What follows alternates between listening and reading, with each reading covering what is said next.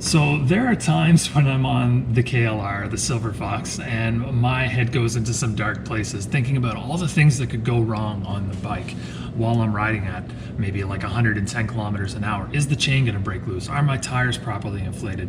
Are the brakes going to give out? And those are irrational thoughts. The thing that I do after I give my head a shake to bring myself back into the ride and back into the adventure so I can actually enjoy myself while out there is I remember that I did a bi-weekly inspection on the bike. It's not something that you necessarily have to do. It might be a little bit overkill, but it gives me a peace of mind so that I don't have to constantly be worrying about the bad things that could happen on a bike, and I can focus on the good adventures and the good memories that I'm making. So let's take a look at what that bi-weekly inspection looks like.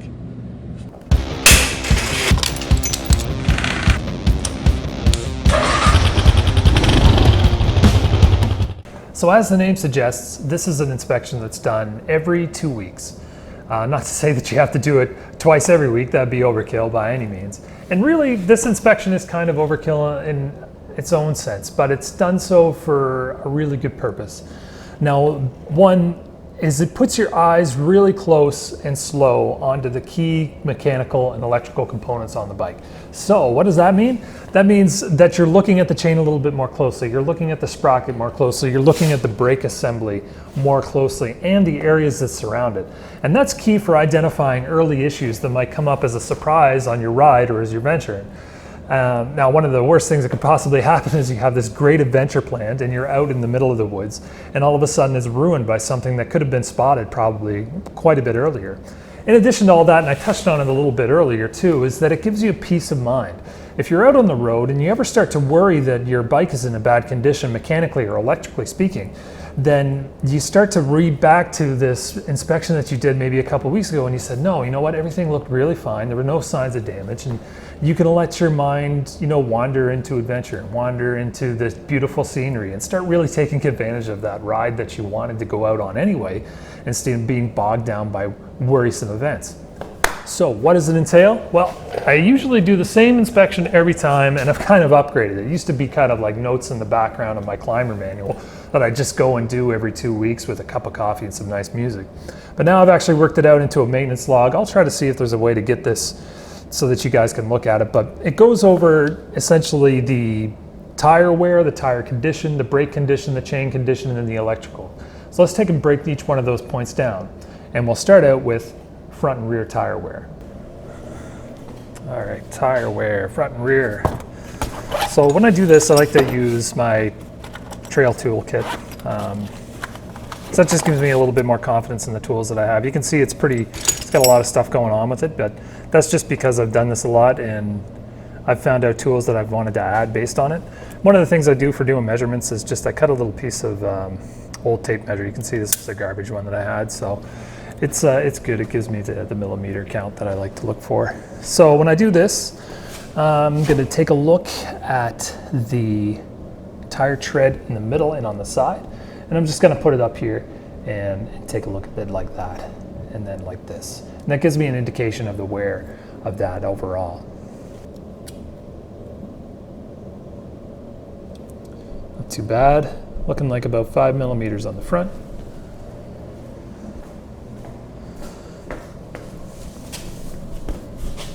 Same process on the back. Yeah, the shinkos are getting low.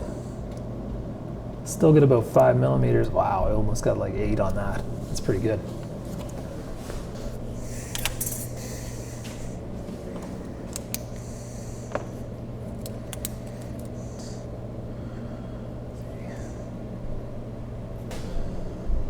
$13,227. That's a lot. All right, so next thing we want to do is we want to check the tire inflation on both tires. So tire inflation is really subjective. I'm looking at my front at the OEM spec of 22 PSI and my rear at 25. I find that that's been working for me, and I haven't had any wear issues with the bike.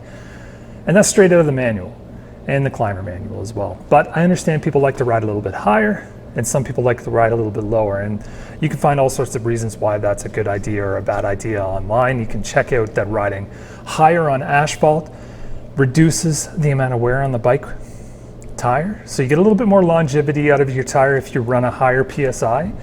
something like 25 in the front, maybe 28 in the back, up to 30.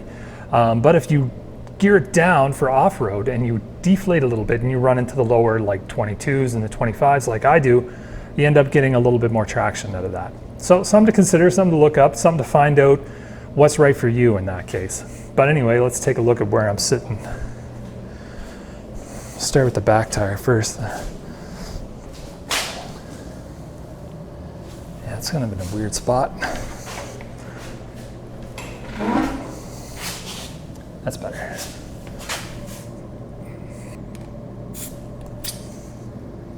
Yikes, we're low.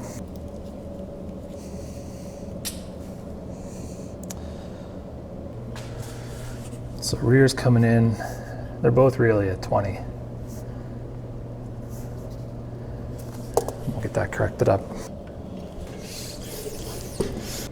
So now that we know our tire pressure is looking good, and we corrected it up, it was a little bit low, but it's been sitting in the off season. We're going to take a look at our front and rear wheel inspection. So we're going to be looking at overall condition of the tire and the wheel in this case. So things that I'm going to want to look for are any signs of any damage that's occurred to the outer walls of the rubber here, any big nicks and scratches or damage to the rim. Another thing that I'm going to look at is spoke condition. So this is like kind of like playing the xylophone. You could take a screwdriver like this with a nice long angle on it, or some other piece of metal, and basically what you're looking to do is just to drag it across and listen for like the music to play. So nice sounds. What you're not looking to find as a problem is like a dead spoke. So if you ever to grab this, hear that? The difference? A dead spoke can be anything as a spoke coming loose or bent or broken, and that can kind of deteriorate the integrity of the rim and the wheel itself. So if you end up finding something like that, it might be time for a new tire or to take it in and get the spoke fixed.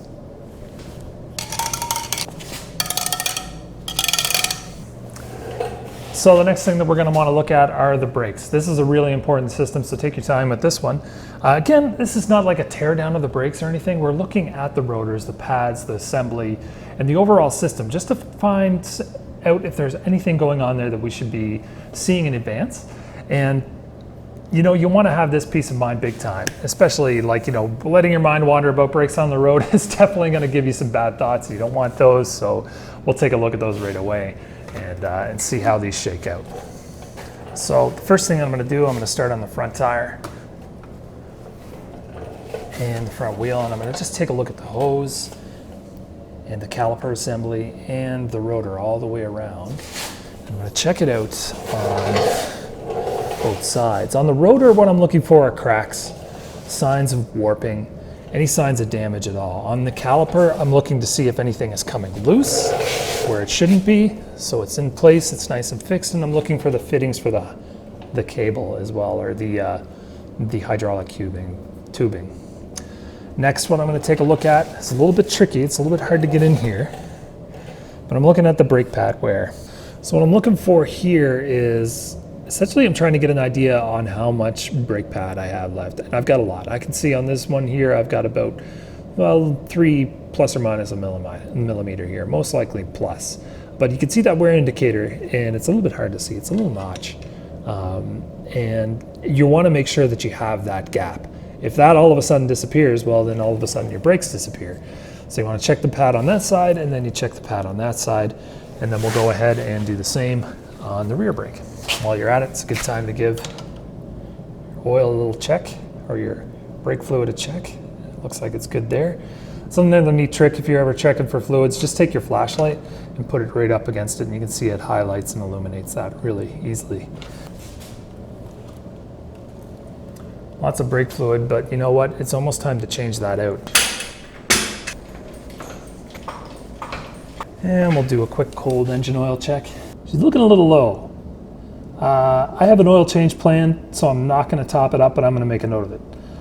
If I was getting ready for a ride, I would definitely top that up. And I basically want to top it up so that it's, you know, at just below the top hash mark here. You know what, to be said too, there's also probably some oil holding up here in the oil filter as well. It might not have all fallen down, but you know what? I haven't run the bike in a while. So chances are this is all sitting down there, and this is what I've got to work with.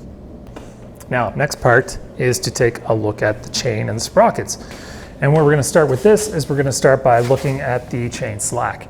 Already, just by a quick feel like that, I know that I'm good to go there. But one of the things that I want to do while it's up on the jack here is I want to spin that tire around, find its most slack point, I guess, and then take a reading off of that using that little measuring tape that I have, just so I can get a full scope of it.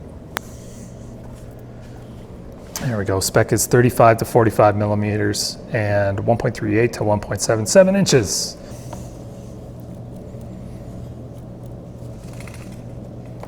There it is. That's probably the most slack spot on the chain, so we'll work with that. All right, so to measure my chain slack, what I'm going to do is I'm going to come halfway down the sway bar, which essentially is right in line with this label for the KLR650 I found. And I'm going to use my little measuring tape piece, and I'm going to check from a known point here basically how far down I've got as far as millimeters are concerned. So I'm looking at like about 6 millimeters there. I give it a slap back so it goes back to relax. About 5 that way, and 1, 2, 3, 4, 5, 10, about 10, 15, 20, 25, 30, 35, and 5 is 40, and that's perfect. We're right in the range. So the next thing I'm going to do is I'm going to take a look at the sprockets and see the condition of those as well. Take a look at the teeth and see how things are going as far as chain alignment is too. So we're going to take a look at the big one over here, and we're going to take this chain guard off on this front end, the sprocket guard, and we'll take that out. That's also a really good opportunity to give that a clean. A lot of chain grease and grass and all sorts of craziness can build up in there, so it's a good idea to get that cleaned out and also take a look around there. Remember, every time we're looking at one of these items on the list, we're looking not just at the item on the list, but everything that surrounds it too. We're putting eyes on the bike, trying to find problems before they become an issue. So essentially what we're looking at here are the teeth and the condition of them. So that's these guys here. And basically what I'm looking for is to see if these are bent or if they're chipped in any way. And if they are, that's a sign that, you know, it's starting to wear out and it's time to replace them. Now these ones are actually looking like they got a bit of a bend to them, a little bit. Not so much, it's a little bit hard to tell, but I can see it. They definitely don't look like they were brand new, that's for sure. So at least we're getting some wear out of the sprocket. But it's telling me that maybe not this off season, but maybe halfway through the summer we might be doing a sprocket change out on this guy. Yeah, this is looking really good. I'm not seeing any major damage at all on this one. None of the bending at all that I saw before. So this is looking pretty good. I'm feeling good about this. That one is probably got a change in its future. Checking our chain alignment is as easy as just checking to see how the chain lines up and down.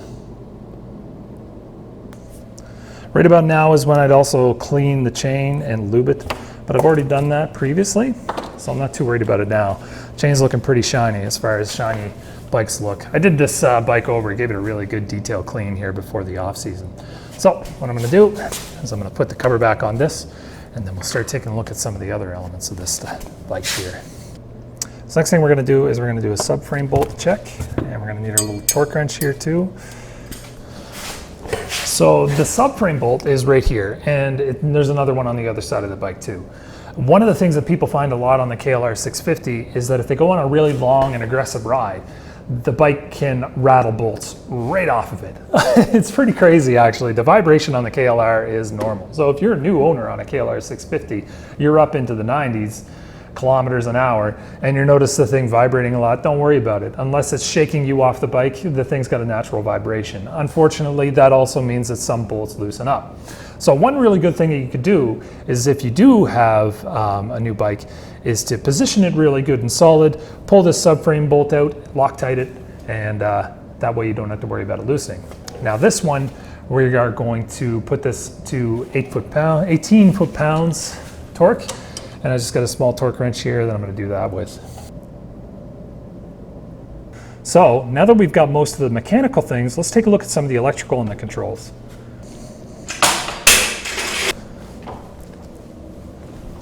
It's good to sit right up onto the bike while you do this, because then you actually get a feel for the controls. What we're looking for here is we're looking for throttle slap back. We're checking to make sure that when we roll the throttle back that it goes back easily enough. Looks pretty good. Over here with the clutch, we're looking for clutch play. That I know feels pretty good. Then the brake. It's not loose, it's not falling off. We already checked the spring a little bit, that's good there too. Put the kickstand up here. And we'll see how the back brake's holding up. It's pretty good. Front, good. Give the suspension a test, bounce on it. Throw the bike forward and land on that front brake. Make sure that you got good play in the suspension too. Let's set our multimeter up here. Put that in common. Get old Red Tiger out here. The Red Tiger. Now I'm going to be checking the battery strength, voltage-wise only in this case. I have a USB charger that sits right here. So luckily I could just pull that connector off. I can do a quick test here and see how things are looking. Not too bad. Next it's time to take a look at some of the more electrical parts. So we'll flick it on. Dash lights are looking good. Check our blinkers.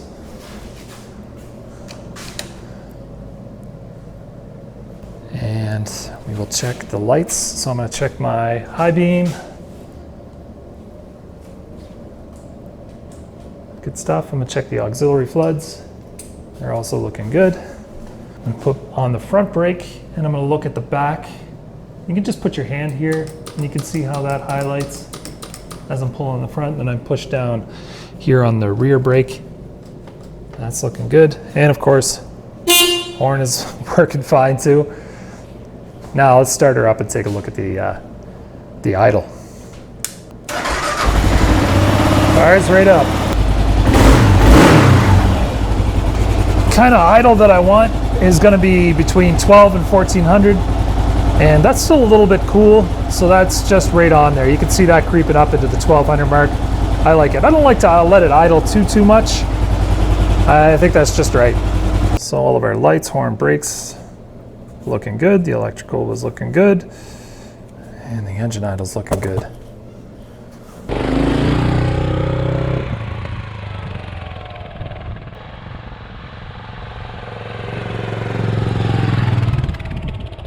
So I'm feeling pretty good about the bike right now. Faith has been restored in the Silver Fox. And yeah, so essentially this bi-weekly inspection that I do is a lot of what I like to confirm before I go out on a big trip or a big ride. I have it always in the back of my mind that I look the bike over and that if there was anything wrong that could throw me off, I probably would have found it. So I don't have that nagging thing on the back of my head that's going to ruin my adventure or my trip. Your inspection might be different than mine, and I definitely welcome any suggestions that you guys might have. Put them in the comments by all means. Maybe I missed something critical, and you guys know what it is. Let me know and I'll update my inspection just to kind of, include that. Anything that I can spot would be great. Again, I don't want this to be too laborious. It's not like I'm gonna tear the whole bike down and build it back up, once every 2 weeks. But I still think, having eyes on the bike while you're riding takes away a lot of that stress. Anyway, thanks for watching. I really appreciate you guys as always, and we'll catch you on the next one. Take care, folks.